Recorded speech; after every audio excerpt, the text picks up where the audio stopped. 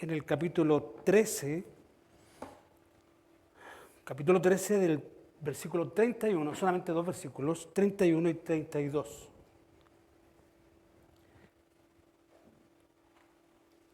31 y 32. El Señor Jesús habla y describe un tema tremendamente importante que tiene que ver con muchas cosas que van a ser descritas, procuraré, en este breve sermón. Primero vamos a leer el texto y luego vamos a orar para que el Señor me ayude a poder ser claro en cuanto a estos conceptos y también la enseñanza espiritual que esto implica para la vida de la iglesia.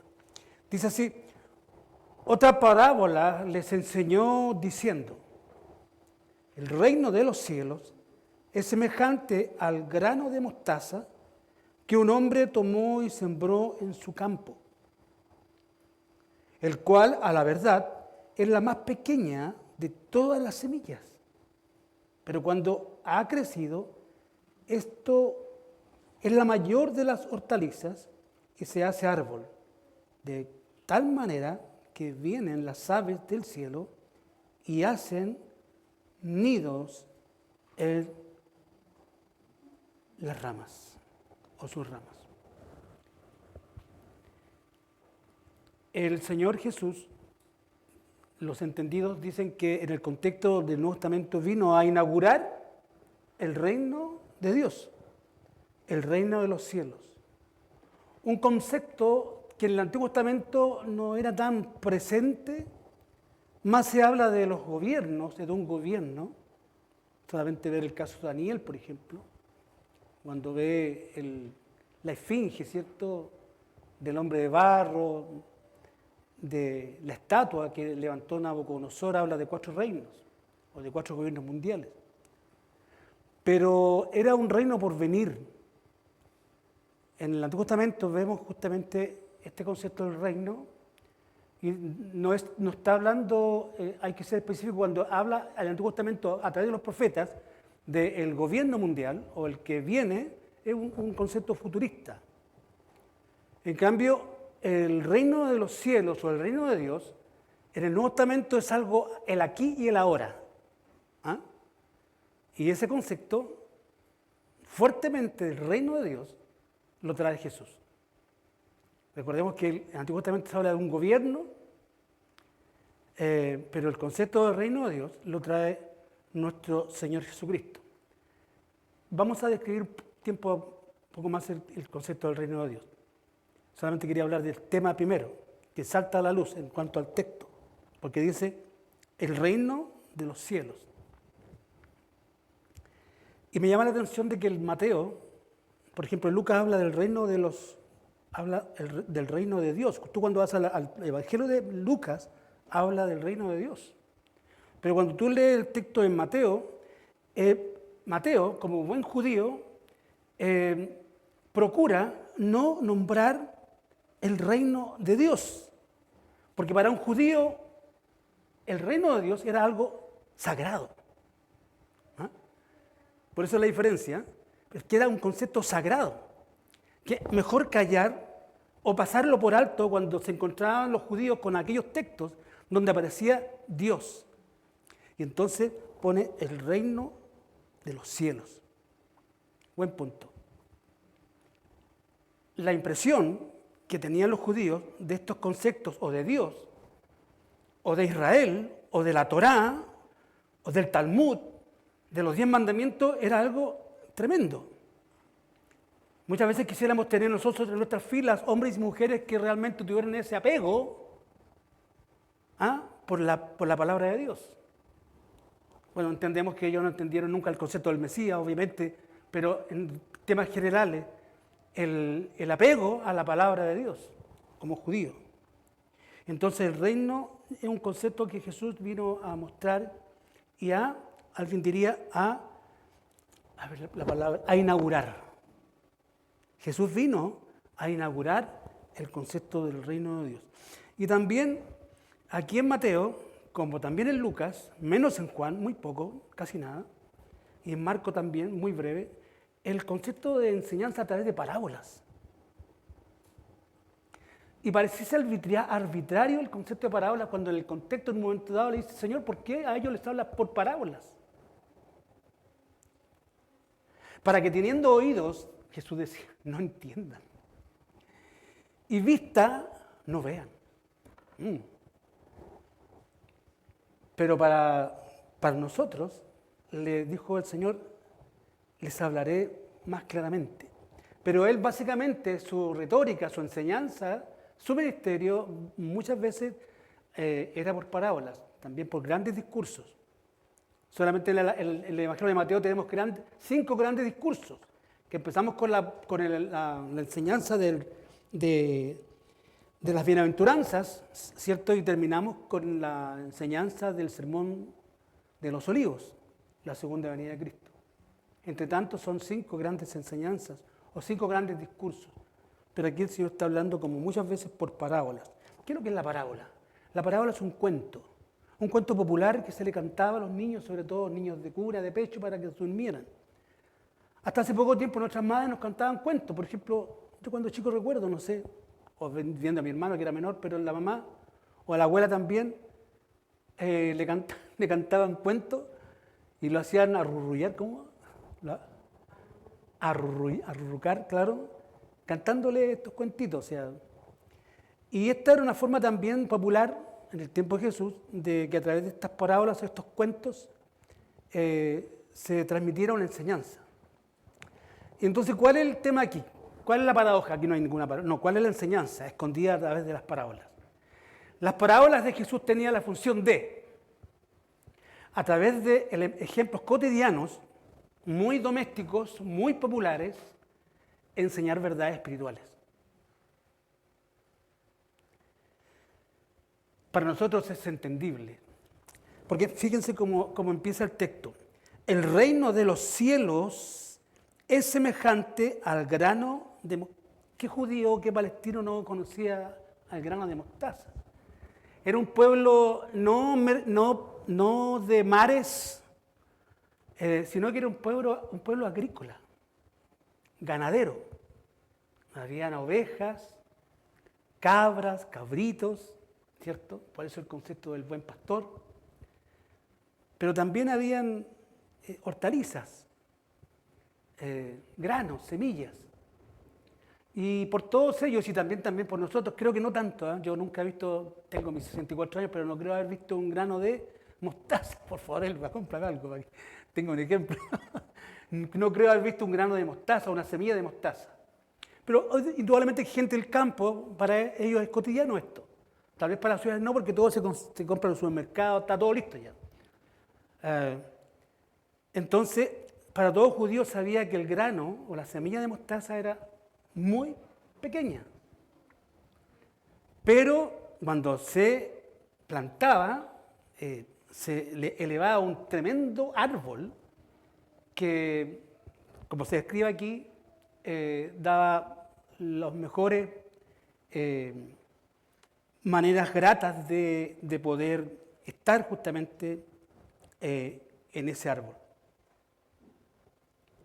¿Se entiende la figura? Entonces, pero ¿qué está afirmando, qué quiere afirmar el Señor con esta parábola? Que este concepto del reino, de los cielos, que Jesús vino a inaugurar, que no es solamente un concepto mesiánico del Antiguo Testamento por un concepto de un gobierno futuro, es semejante, y da este ejemplo, a la semilla de mostaza. Que un hombre dice tomó y sembró en su campo, el cual a la verdad es la más pequeña de todas las semillas, pero cuando ha crecido es la mayor de las hortalizas y se hace árbol de tal manera que vienen las aves de los cielos y hacen nidos en sus ramas. Con esto está diciendo el Señor que el reino de Dios, o el reino que Él vino a inaugurar, es de bendición. Es de bendición. Que provee básicamente salvación, que es un concepto o un reino que inicialmente redime a los que han de ser parte de ese reino, su pueblo. Y otro concepto básico que tiene que ver con este reino de los cielos o este reino de Dios, tiene que ver con la iglesia. Donde este reino, de acuerdo a la enseñanza de Jesús, tiene un rey, que es Cristo, amén, que es el Señor, y tiene discípulos, o tiene ciudadanos de ese reino. Y cuando tú vas a Mateo 5 en adelante, aparece justamente ahí los primeros versículos del capítulo 5 en las bienaventuranzas, aparecen ahí las características, fíjense, las características, el carácter de aquellos que habían o han de ser parte de este reino. Eso tenemos que entenderlo. Porque este reino, cuando Cristo lo vino a inaugurar, no lo vino a establecer como algo físico, sino que inicialmente es un reino que nace en el corazón de los hombres y mujeres que han tenido o que han de tener un encuentro con Jesús.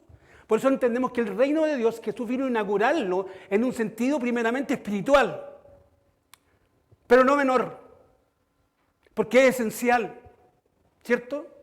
Para que los gobiernos de este mundo se mantengan en sus gobernaduras o sus gobernaciones, tienen que tener justamente un gobierno que sea de tal manera sólido que pueda establecer justamente una gobernabilidad. Me parece que me enredé mucho el concepto de gobierno, pero se entiende, ¿no? Entonces, cuando la iglesia no asume su papel o no muestra el carácter de los creyentes que debiéramos tener, entonces el concepto del reino de Dios se empieza a apagar, a diluir, y no estamos justamente siendo responsables en cuanto a este reino. Entonces, partíamos inicialmente que el reino de Dios es un concepto bien complejo, ¿eh? Porque cuando la enseñanza del reino de Dios se establece en la Biblia, aparece, por ejemplo, como que es un concepto que el reino de Dios ya está entre vosotros, Jesús lo dijo, ¿se acuerdan, no? El reino de Dios está entre vosotros, pero también aparece en la Biblia que el reino de Dios está por venir. Está por venir. Por eso los teólogos, en cuanto al reino de Dios, hablan ¿cómo es el concepto de los teólogos? El ya, gracias hermana Alba, el ya, que ya se estableció el reino de Dios en los corazones, pero el reino material todavía no.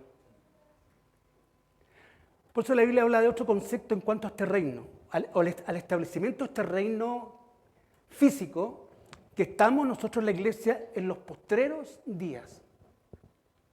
Y los postreros días empezaron cuando Cristo ascendió a los cielos y van a culminar y van a terminar cuando Él regrese a la tierra, a buscar a su iglesia.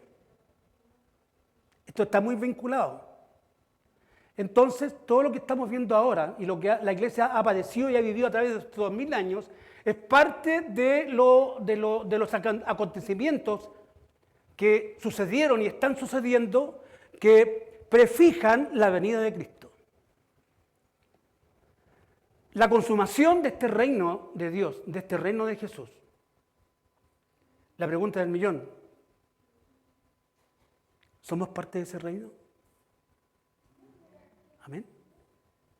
Recordemos que Jesús en la parábola, en la enseñanza de las bienaventuranzas, fue muy clarito a designar y a establecer la conducta y la forma de los creyentes, cómo debían de ser estos. ¿Recuerdan cuando dijo en ese mismo capítulo, vosotros seréis la sal y la luz de la tierra? ¿Y quiénes son aquellos que son sal y luz de la tierra? Los discípulos, los ciudadanos de este reino que Él vino a fundar y a establecer, primeramente en nuestros corazones. Pero llegará el momento, llegará el día en que ese reino va a ser establecido aquí en la tierra. Entonces ese concepto del reino del cielo para mí me complicaba mucho al principio, yo no lo entendía, pero lo empecé a ver y a desmenuzar el texto y nos damos cuenta que este reino, sí, en cierta manera y con propiedad, está en mi corazón, amén, y está en tu corazón. Solamente en los creyentes, amén, solamente en los discípulos. ¿Se acuerdan cuando el Señor, al iniciar el Sermón del Monte, dice que una multitud estaba ahí presente y que Él se subió al monte y empezó a hablar? Pero especialmente a sus discípulos, porque Él tenía que inicialmente establecer este reino de los cielos.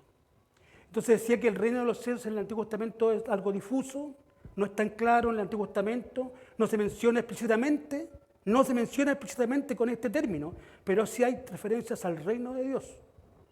Hay referencias, nos establece. En el Antiguo Testamento se enfatiza el gobierno soberano de Dios sobre toda la creación y su plan redentor para la humanidad.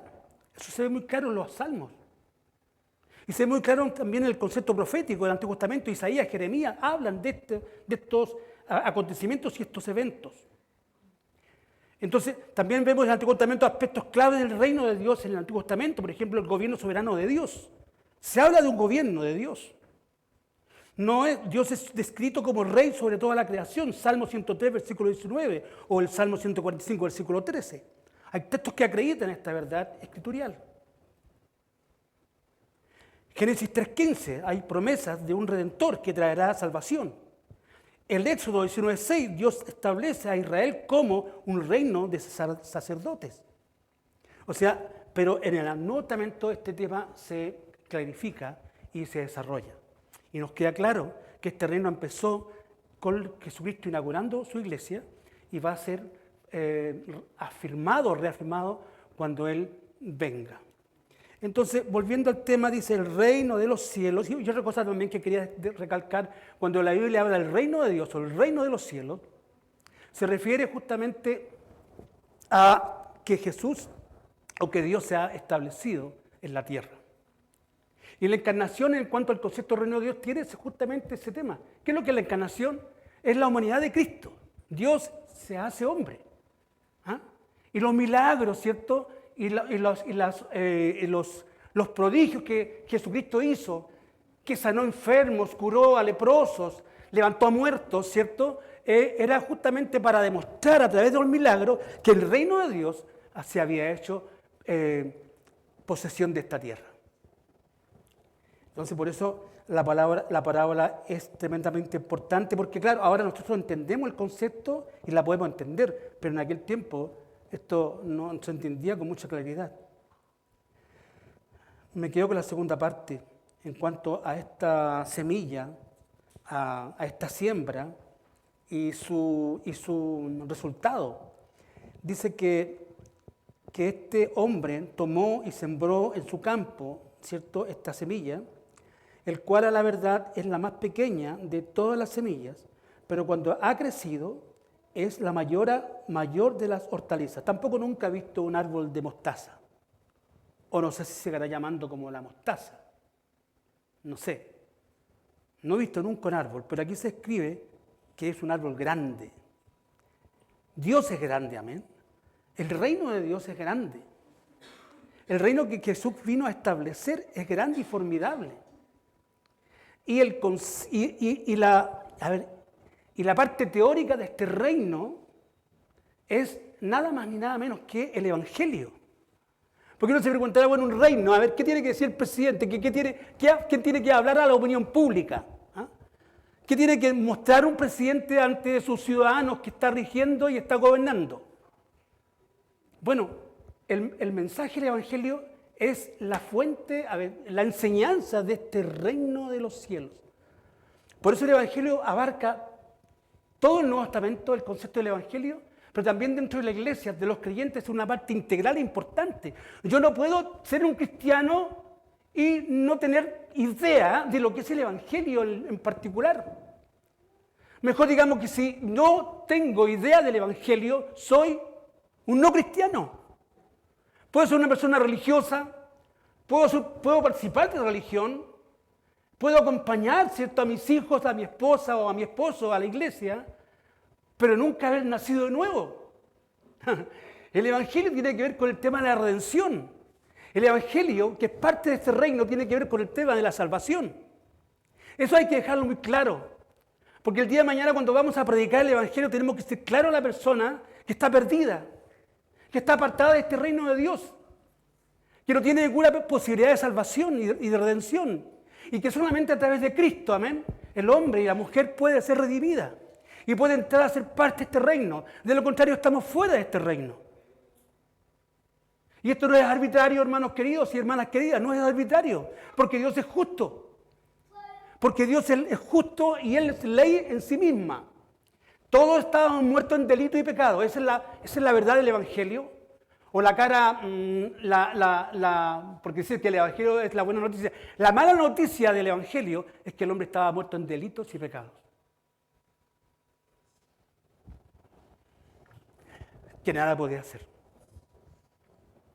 Y solamente la creatividad de Dios permitió y formuló un plan de salvación que ha alcanzado a millones y millones y millones de seres humanos a través de la historia. Y no es una fábula, sino que es la verdad más verificable que uno pueda entender. Mi esposo tiene mucho conocimiento y como que resiste la fe. Recién conversamos. Tú sabes que el gran científico del siglo XVIII, ¿se acuerdan, no? Isaac Newton, el más grande científico de la historia, o uno de los más grandes científicos de la historia, que formuló la teoría de la gravedad, ¿cierto? Era un cristiano, era un creyente, creía en una deidad. Tal vez no era un presbiteriano, no era un anglicano o no era un luterano, pero él creía, tenía un concepto de Dios. Él cuando veía y expresaba y entendía las matemáticas, veía a Dios en los números. Todo cuadraba y todo calzaba. Entonces, pero podemos ser las personas más brillantes intelectualmente, pero poder estar desprovistas de esta bendición de que hemos sido rescatados. El cual a la verdad es la más pequeña de todas las semillas, pero cuando ha crecido es la mayor de las hortalizas y se hace árbol de tal manera que vienen las aves de los cielos y hacen nidos en sus ramas. No solamente comen o se alimentan, sino que hacen nidos. Busca primero el reino de Dios, amén. O sea, Jesús dijo, búscame a mí. Yo soy el reino de Dios. Busca primeramente el reino de Dios y todas las demás cosas serán añadidas. Todas tus necesidades van a ser suplidas de una manera integral. No solamente hay una salvación para el mañana, para el futuro, sino que hay una salvación aquí y ahora. Amén. En cuántos momentos o en cuántas circunstancias el Señor ha mostrado su misericordia, su bondad en favor nuestro, en cuántas veces hemos estado en peligro, hasta de muerte, y el Señor nos ha cuidado. Cuántas veces hemos pasado por tribulación o pruebas que nos hacen morder el polvo, y que solamente la almohada sabe la noche de nuestro dolor, y el Señor nos ha levantado. ¿Cuántas veces el Señor nos ha perdonado? Y nos ha dado como una segunda oportunidad, ¿cierto? Porque Él es misericordioso. Entonces, por eso digo, es una salvación integral. ¿Cuántas veces hemos estado llenos de dudas? Y el Señor ha clarificado nuestra mente a través de su palabra. Por eso sé que la parábola enseña que esta semilla pequeña se hace un árbol tan grande que puede suplir cualquier necesidad. Nuestro Dios es formidable, amén. Nuestro Dios es superlativo. O sea, es más que cualquier cosa. Él es un Dios que se autorreveló en su palabra, que no fue creado por nadie y todo lo tiene bajo su control y bajo su soberanía. Por eso Él puede cuidar y por eso puede tener claridad en cuanto a nosotros. Termino con esto.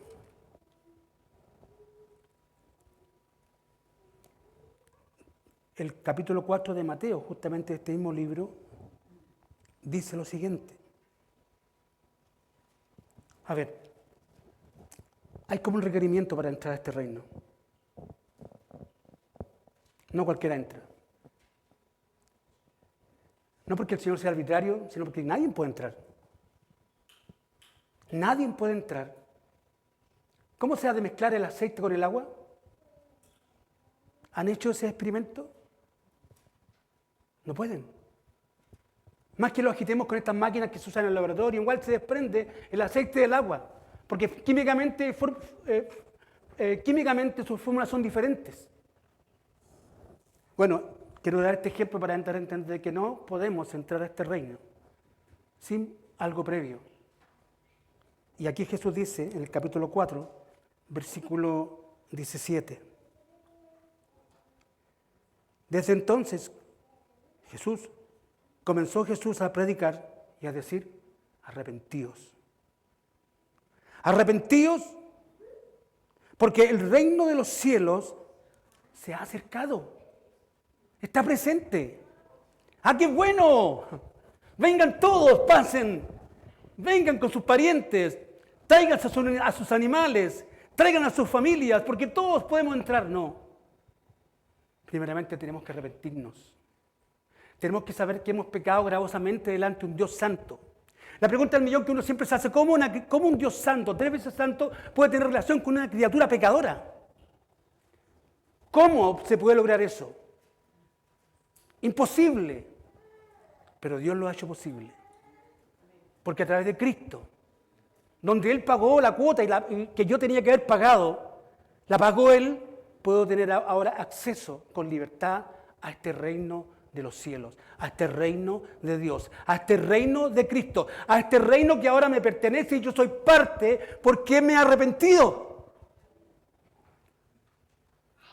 Si bien es cierto, el arrepentimiento provoca dolor y pena, pero también provoca una alegría inefable, un destello de gozo, porque ahora estoy en la presencia inmediata de Dios. Yo a todos ustedes los veo completamente, están delante de mi presencia visual. Mucho más grande justamente estar en la presencia inmediata de Dios. Él todo lo ve en un mismo orden, pasado, presente y futuro, lo ve en un mismo plano. Él es eterno, omnisciente, omnipotente. Bueno, ante ese Dios estamos justamente Jesucristo hablando inicialmente en Mateo 13 de la semilla de mostaza. El reino de Dios, el reino de los cielos. Me encanta Mateo porque deja de ser soberbio y respeta justamente el concepto de Dios y sus labios no hablan de Dios, sino que hablan de los cielos. ¿Con qué ligereza muchas veces hablamos de Dios? Inclusive hay gente que se mofa de Dios y hace chistes estando nosotros presentes y también nos reímos. ¿Cuántas veces se han burlado de nosotros del Evangelio, que somos canutos, por ejemplo, y nosotros, muti? Juan Bautista, con este término, que fue el heraldo de Jesús. Ustedes saben lo que es un heraldo, ¿no? ¿Qué es lo que es un heraldo? Un heraldo es una persona que anticipadamente anuncia una victoria. Una victoria. La palabra heraldo se ocupaba mucho en el Antiguo Testamento, donde los reyes, gobernantes de Israel conquistaban territorios y traían, soldados que habían cautivos y también mercancías o botines. Y entonces, con antelación, este hombre o esta persona, el heraldo, con días de anticipación, preparaba el ambiente, pintaba las calles, aguinaldas, tamboriles, anunciando la venida, ¿cierto?, de este rey que venía con sus coronas y sus premios de la batalla. Y era recibido.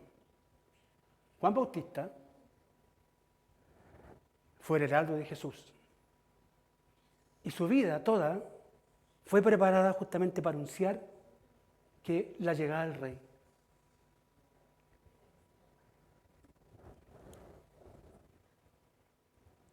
Capítulo 3, versículo 1 dice, en aquellos días vino, no Jesús, que dice Juan el Bautista, predicando, anunciando en el desierto de Judea, no en Jerusalén, no en las grandes ciudades, no en las grandes metrópolis, sino que en el desierto de Judea, y diciendo, arrepentidos porque el reino de los cielos se ha acercado.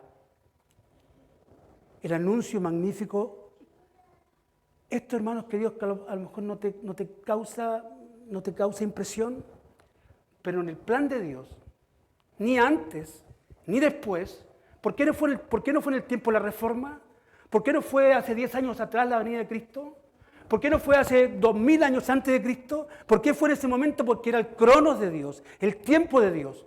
El tiempo señalado por Dios, establecido por Dios, que ese iba a ser el momento en que se iba a establecer el reino de Dios, primeramente en los corazones, y llegará el momento que ese reino va a ser establecido aquí en la tierra.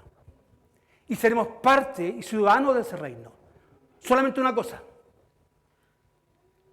arrepiéntete, arrepentidos porque el reino de Dios está entre vosotros. Oremos. Señor y Padre, te damos gracias, Señor, por tu palabra, que al parecer muchas veces se presenta clara, otras veces difícil de entender o difícil de interpretar. Y es por esa razón de que los predicadores o los que anunciamos tu palabra estamos dependiendo enteramente de ti, para que tú uses nuestros labios, Señor, para que tú nuestra voz, para que tú uses nuestro pueril, casi ínfimo conocimiento en cuanto a ti, para que éste pueda ser de edificación a tu iglesia, primeramente para los creyentes. Bendice tu palabra en esta mañana. Bendice a la iglesia a través de esta, en el nombre de Jesús. Amén y amén. Amén. Que el Señor le bendiga grandemente.